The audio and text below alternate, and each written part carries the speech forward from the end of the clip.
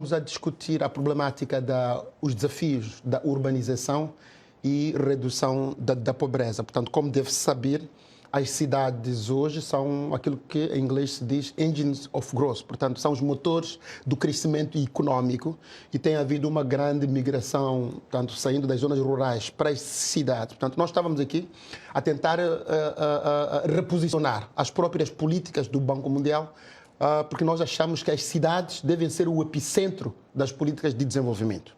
Muita gente sai das zonas rurais para as cidades, mas as cidades não estão preparadas. Só para dar um exemplo, a cidade de Quelimane foi criada para ter mais ou menos 50 mil pessoas.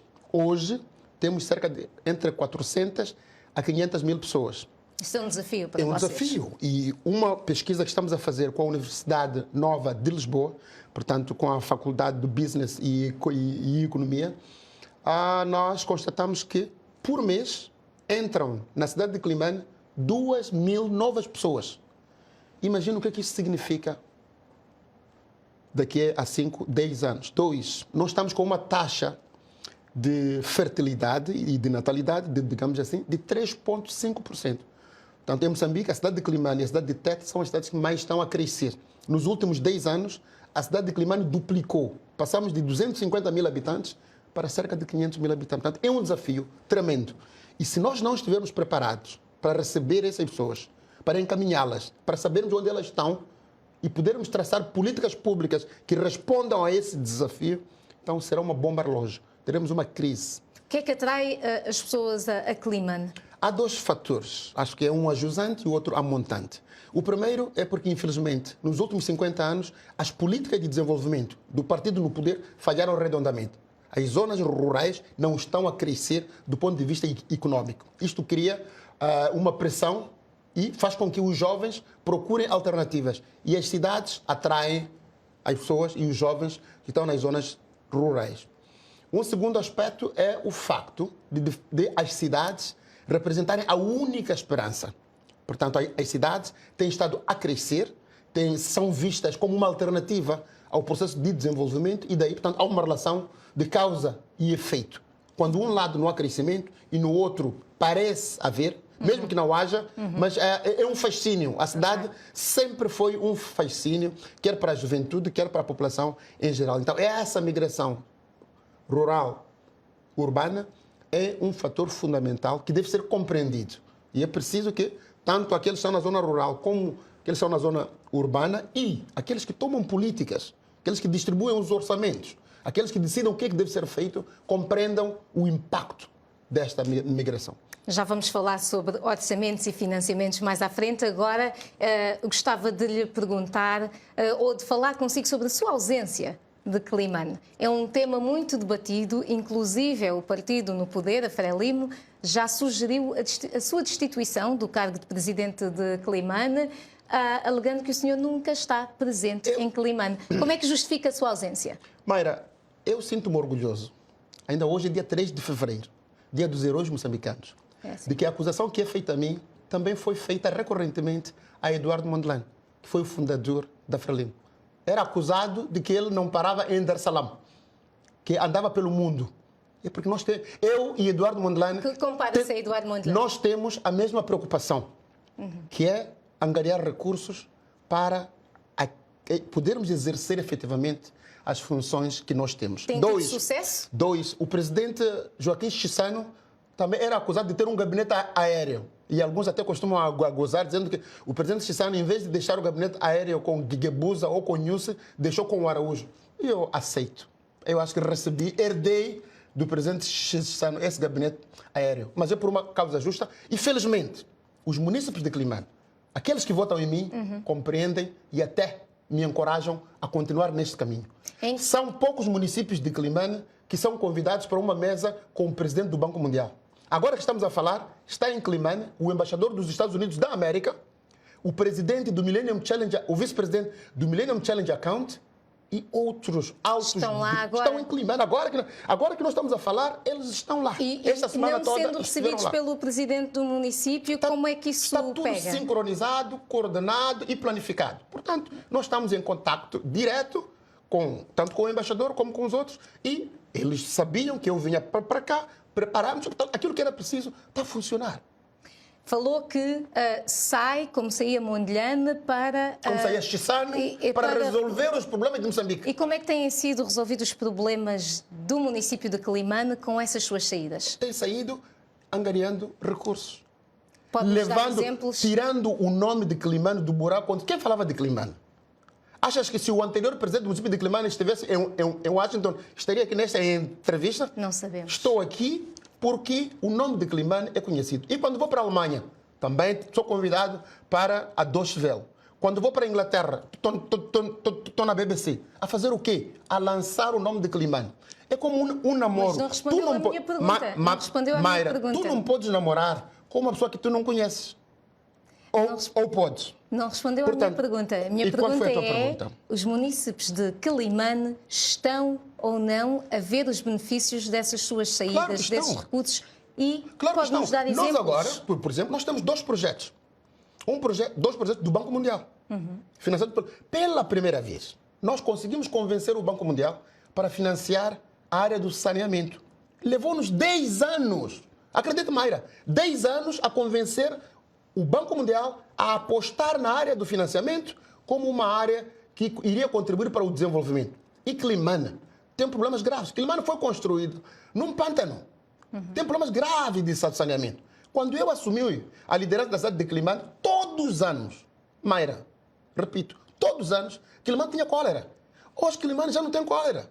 O presidente do município de Quelimane gastava uma parte do dinheiro, dos impostos dos municípios para comprar ratos. Porque havia uma praga de ratos. Hoje já não se compra rato. Ele não tinha percebido de que há ratos, porque a cidade está suja. Então nós estamos num combate cerrado para a promoção, portanto, de Quelimane como uma cidade aprazível. Como é que tu vais ter turismo se a cidade está suja? A causa número 1 da mortalidade em Quelimane, na Zambésia e em Moçambique, sabe qual é? Malária. Malária, e vamos falar sobre isso. É malária. Temos então, algumas queixas em relação a isso. Nós precisamos de recursos e vou dizer mais. Ainda o mês passado eu recebi uma carta do Fundo de Estradas a dizer que este ano iríamos ter mais uma diminuição dos recursos que eram entregues pelo Fundo de Estradas. Portanto, o governo local é assim, por causa das dívidas ocultas, o dinheiro que foi roubado ao povo moçambicano pelo governo central, o governo central deixou de financiar nos montantes que fazia, a fazer as transferências que são devidas por lei aos governos locais. Portanto, nós temos que encontrar, e eu sou docente de economia, das duas uma. Ou financiamos o nosso desenvolvimento com recursos locais, ou com recursos externos. Não há terceira alternativa.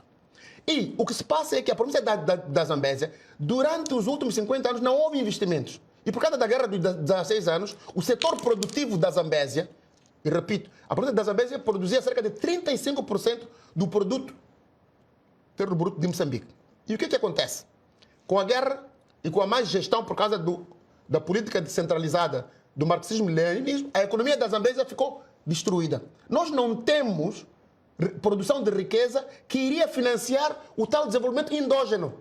Não havendo empresários, o que nós temos, e eles zangam-se quando eu digo isso, nós temos comerciantes na Zambésia.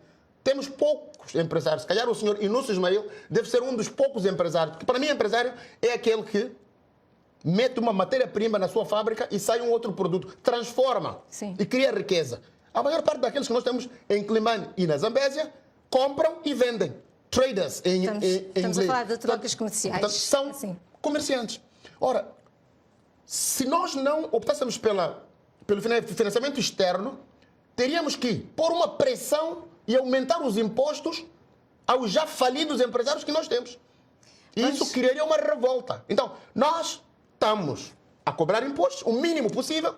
Imagine, o imposto pessoal autárquico são 40 meticais. O que são 40 meticais? É 1/10 do dólar. Não é suficiente para nós construirmos estradas. Portanto, dizia eu, com o Banco Mundial exato. Nós temos um projeto na área do saneamento, vamos construir mais drenagens, vamos construir mais latrinas melhoradas para combater a cólera e temos um outro projeto, que é o PUDUL, que se centra na área de infraestruturas. Nós vamos, só este ano, começar com obras em 4 estradas principais. Portanto, esses recursos ao nível interno não existem. Nem o governo central, nem que eu recorresse aos impostos locais. Então, é preciso que as pessoas compreendam. Aliás, na língua Shuab, que é a minha língua, na minha cultura, diz: quando um pai, quando não tem comida no celeiro, não deve ficar em casa a dormir. Deve ir à rua à procura de alimentos. E é assim que justifica então as suas saídas, e nós já vamos falar da parte da gestão dos dinheiros, da gestão central. Obrigada. Está a ser uma conversa muito interessante com o Sr. Presidente do município de Quelimane. Nós vamos continuar a conversa, mas antes vou convidá-lo a ouvir a análise de Guilherme Mbilana sobre a falta de clareza entre a gestão municipal e o Governo Central, que Manuel de Araújo acaba aqui também de citar, no que respeita aos modelos de financiamento dos municípios. Moçambique vai realizar este ano as 6ª eleições autárquicas, numa altura em que está em debate a gestão dos municípios por cada uma das forças políticas. As autarquias dirigidas pelos partidos da oposição têm demonstrado sérios problemas de gestão, segundo aponta o analista e jurista Guilherme Mbilana. A maior parte das autarquias, portanto, não tem tido a visibilidade que deviam ter. Em algum momento nós notamos que algumas das autarquias estão mergulhadas num manto de problemas, num manto de questões que não têm uma solução, tanto solução à vista. Por outro lado, a canalização de fundos para o orçamento municipal tem sido um grande desafio, com o Governo Central a dar privilégio aos municípios geridos pelo partido no poder, por questões eleitorais. Traz protagonismo tanto aos partidos políticos, aos partidos que estão na governação. Simboliza dá sinais de que determinado partido político é que pode amealhar maior número de votos ou simpatia para a eleição seguinte. Então, naturalmente que o poder central, portanto, o poder estatal central, naturalmente que de forma escamoteada acaba, portanto, favorecendo ou criando melhores condições para as autarquias que são governadas pelo partido que detém o poder central. Por outro lado, a definição de quem deve cobrar as taxas e impostos nas zonas municipalizadas é outro desafio. Ainda existe alguma indefinição em termos de quem deve, portanto, cobrar, a quem deve, portanto, beneficiar, portanto, as taxas, se é a autarquia ou o governo central.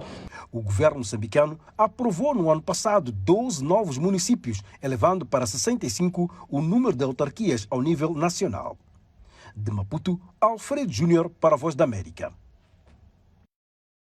Vamos falar de investimento estatal. Se por um lado os municípios têm autonomia, por outro há coisas que não conseguem fazer financeiramente. Quelimane é afetado por essas disparidades? Todos os municípios, incluindo Maputo, que não devia.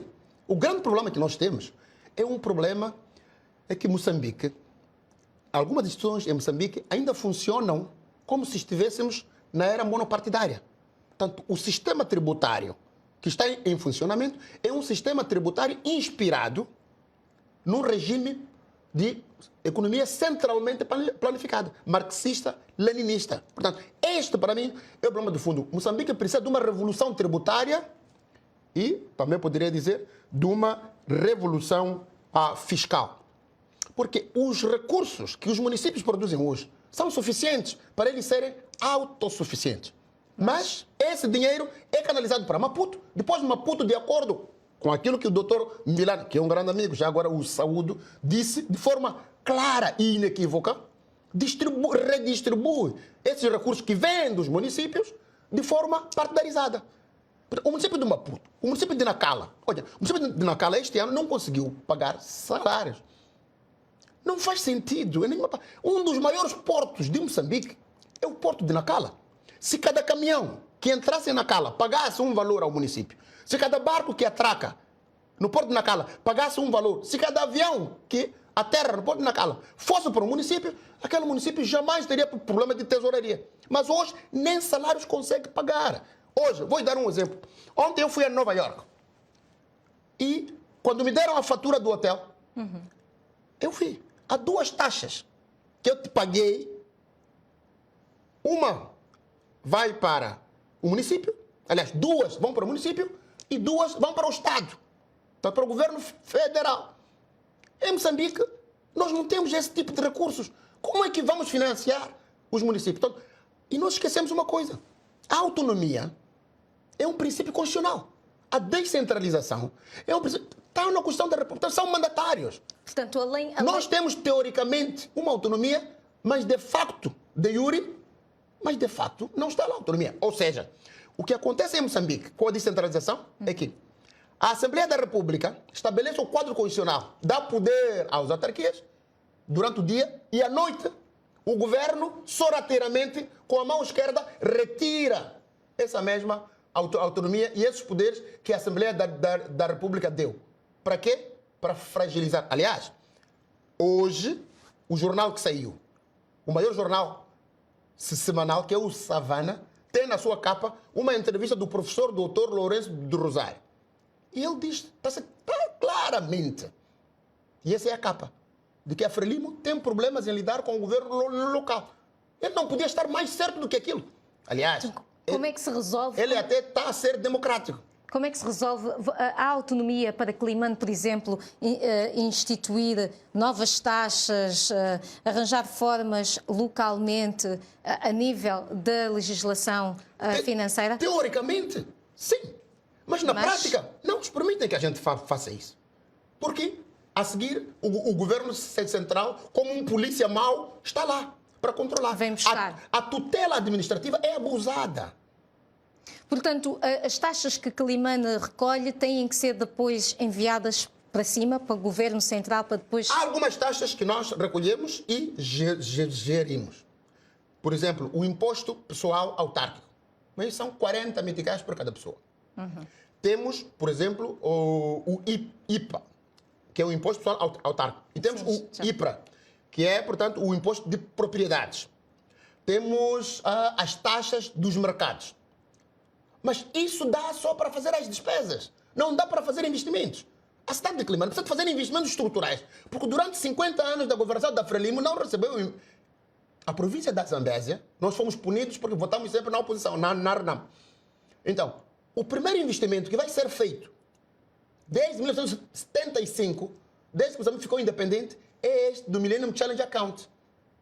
Do governo e esse investimento não tem dos Estados Unidos da América. E mesmo assim, não vai para a cidade. Era isso que eu lhe Tem perguntar. mais um pendão rural, que é a construção de estradas, na área de infraestruturas, pontes, por exemplo, a ponte sobre o rio Licungo em Mucuba, portanto vai ser construída uma ponte nova e num outro local. A estrada que sai de Magige a Quamba vai ser construída. A estrada que sai de Pebane até a estrada nacional número 1, passando pela Maganja, vai ser construída. Portanto, são mais... É um investimento, é importante sim, mas é mais para as zonas rurais. O apelo que nós fazemos é que o Millennium Challenge Account também tem que olhar para as cidades. E é por isso que estamos aqui no Banco Mundial.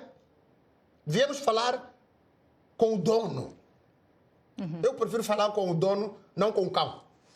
Mas ouça, vamos falar agora das eleições autárquicas. Moçambique tem eleições agendadas para outubro. Por acaso, vamos ter eleições no dia 11 de outubro, que é o dia do meu aniversário. Portanto vai-se candidatar. Agradeço ao governo do dia por ter escolhido a data do meu aniversário, porque eu acho que vou ter duas festas. Acha? Acredita que uma data, vai ser... Uma festa do meu aniversário e uma festa da celebração da vitória. Tem a certeza na vitória? Não tenho dúvidas. Porquê? Se forem eleições livres, justas e transparentes. Porque em África e em Moçambique... agora tem que... E em Moçambique... Não tem sido. E em Moçambique, em particular, tu podes ganhar eleições e não governar. Na Matola, a Arnam ganhou as eleições, mas não estamos a governar. Em Alto Moloco, a Arnam ganhou as eleições, não estamos a governar. Em Marromeu, a Arnam ganhou as eleições, não estamos a governar. Em Monapo, em Climane, o senhor ganhou as eleições e está a governar. Porque os jovens de Climane são temíveis. Aqueles jovens enfrentam o exército. Vou te contar um episódio. Numa das zonas, quando eles um carro da FIR, que é a Polícia de Intervenção Rápida, ia para expulsar os jovens que eram os chamados poll watchers, aqueles que controlam as urnas. Sabe o que os jovens fizeram? Quando vinha um tanque militar, o que o tanque militar faz num dia de eleições? Os jovens cavaram e o tanque não passou. Portanto, está confiante que enfrentaram. esses seus eleitores continuam a acreditar em si. Estão cada vez mais fortes. Sim. Como é que tem feito, o que é que tem dado, emprego, seja o que for, para que o seu eleitorado continue a confiar em si? Este é o maior desafio que eu tenho, isso confesso. É que a nossa autonomia não nos permite e não nos dá poderes suficientes para nós podermos mexer na estrutura macroeconômica dos nossos municípios. Só para dar um exemplo. Por exemplo, na área da educação, existe o decreto 33/2006. Portanto, foi aprovado no ano 2006. Diz o seguinte: nas áreas autarcizadas, a saúde primária e a educação primária devem estar sob gestão dos municípios. Até hoje, esses anos, desde 2006 até hoje, só a cidade de Maputo é que beneficiou. O resto do país, Pemba, recebeu uma escola, recebeu um centro de saúde. E mesmo assim, só recebeu os poderes. Não recebeu os recursos, nem humanos, nem financeiros. Mas a lei diz, quando há uma transferência de poderes, essa transferência deve ser feita com a respectiva transferência dos recursos humanos e dos recursos financeiros. Não acontece. Só Gaza, penso que Gaza também recebeu um centro de saúde. O resto dos 53 municípios, 51 municípios, ou 50 municípios, não recebeu absolutamente nada. O município da Beira, que é um dos municípios mais organizados, submeteu o processo até hoje. Não foi respondido. O município de Climane? Eu nem queria falar do meu, porque senão iriam dizer que estou a puxar a sardinha para a minha brasa. Na altura do governador Razak, nós criamos uma comissão intergovernamental, portanto, o município e o governo provincial, trabalhamos, fizemos o levantamento das escolas, dos recursos humanos e das unidades sanitárias. Quando tudo já estava pronto para se fazer a transferência, houve uma paragem. Nós reuníamos uma vez de 15 em 15 dias. Desde essa data até aqui, portanto já faz 4 anos, os do governo não aparecem. Por quê? Receberam um comando superior dizendo para não avançarem. Por quê? Porque a Frelimo usa as escolas como celeiro para fazer a fraude. É por isso que hoje nós temos a mais incompetente ministra que Moçambique já teve desde 1975, que é a senhora Carmelita Namachilua, está ali para garantir que os professores façam fraude a favor do governo da Frelimo. Vamos ter que chamar certamente aqui também alguém do governo, porque estas são acusações muito sérias e importantes, não é? Se pudesse chamar e não podemos agora... A própria Carmelita Namachilua para vir aqui conversar comigo, frente a frente, eu ia adorar. Seria outra prenda de aniversário para si em antecipação. Ou então o novo embaixador que vem aí, o senhor Nufuma, que vai tomar posse daqui a pouco. Vamos continuar, o nosso tempo está quase a terminar, mas Climane é uma das cidades de Moçambique que é afetada pelas alterações climáticas e o senhor Presidente tem inclusive participado em conferências do clima. Climane está inclusive no programa de Cidade Verde das Nações Unidas, exatamente. Como é que articula as recomendações feitas pelos especialistas internacionais com as políticas nacionais no que toca ao combate às alterações climáticas? Portanto, esta problemática das alterações climáticas, nós vivemos na pele. Acho que lembra-se aquilo que aconteceu com o ciclone Idai, não é? Em que a cidade da Beira ficou sitiada durante 4 dias. A Beira não podia chegar nenhum apoio, nem do governo central, nem das Nações Unidas, nem de quem quer que fosse. E ninguém podia ir à Beira por 4 dias, nem a pé, nem de carro, nem de avião, nem de barco. Para mostrar o quê? É preciso que se potencie os presidentes dos municípios e as autoridades locais no que se refere à gestão das calamidades naturais ou dos desastres naturais. Então, indo à sua pergunta, o município de Climane é um dos poucos municípios que tem um plano local de adaptação às mudanças climáticas. Portanto, nós estamos a implementar aquilo que são as recomendações das Nações Unidas. Aliás, participamos na COP27, que decorreu em Sharm el-Sheikh, onde discutimos e participamos no processo de negociação e advocacia sobre a necessidade de incluir as cidades no texto final das declarações. Portanto, nós temos um movimento mundial e Climane é um dos líderes, não só da África, mas é um líder global, porque sou vice-presidente para a África do ICLE, mas também faço parte da direção global do ICLE, responsável pela resiliência. E o nosso desafio tem sido que as cidades têm sido excluídas dos debates nas Nações Unidas. A Carta das Nações Unidas diz claramente os povos, não diz, e os governos, não diz apenas os governos centrais. Portanto, os governos locais devem sentar-se à mesa, porque nós, quando há um desastre, nós é que estamos na primeira fila. Quando o governo nacional não consegue vir, como aconteceu na Beira, foi o presidente Davis que pessoalmente e com a sua equipa, durante 4 dias, tiveram que socorrer as pessoas que estavam lá. Olha, vamos avançar, estamos mesmo quase a chegar ao fim, mas eu quero dar a oportunidade a um dos ouvintes ou internautas que nos enviou uma mensagem via WhatsApp durante a semana a perguntar o seguinte: quais são os fatores que levam a cidade de Climane a tornar-se a capital dos buracos? Por que é que as valas de drenagem estão sempre sujas e a malária nunca acaba em Climane? E esta pergunta é de Carlton, ele é de Climane. Tem 30 segundos no máximo para responder a isso. Por favor. Quero convidar o Carlton para fazermos uma viagem de Rovuma ao Maputo de carro, para ele perceber que Climane não é a capital dos buracos. Eu acho que ele nota-se alguma ignorância, mas compreendo, ele pode não ter recursos para viajar pelo país. Então eu vou lhe dar uma boleia, vamos dar uma volta a todas as cidades de Moçambique, depois faz essa pergunta ao Carlton se Climane é a capital dos buracos. 2. Climane foi construída num pântano. E todo mundo, quem conhece um pouco de engenharia, eu não sou engenheiro, mas leio, portanto, convido o Carlton para ler e aprender um pouco, cultivar-se e educar-se um pouco. Portanto, o nível freático é bastante alto. E o nível freático, portanto, a quantidade de água no solo e a proximidade da água ao solo é um dos fatores que leva à degradação das vias de acesso. É por isso que nós estamos a investir em estradas feitas em pavê. Mas, infelizmente, muitos dos munícipes não querem pavê. Quando nós colocamos pavés, eles dizem que estamos a considerar como cidadãos de segunda. Eles dizem assim: se lá na cidade tem alcatrão, por que vocês põem pavês aqui? Vou ter que o cortar. Mas eu queria responder ao munícipe. Chegar ao fim e nós podemos depois pôr a sua resposta por escrito neste programa. Estamos a chegar mesmo ao fim do África Agora. Tivemos aqui o nosso convidado, Manuel de Araújo, presidente do município de Climane. Vemo-nos na próxima semana. Muito obrigada.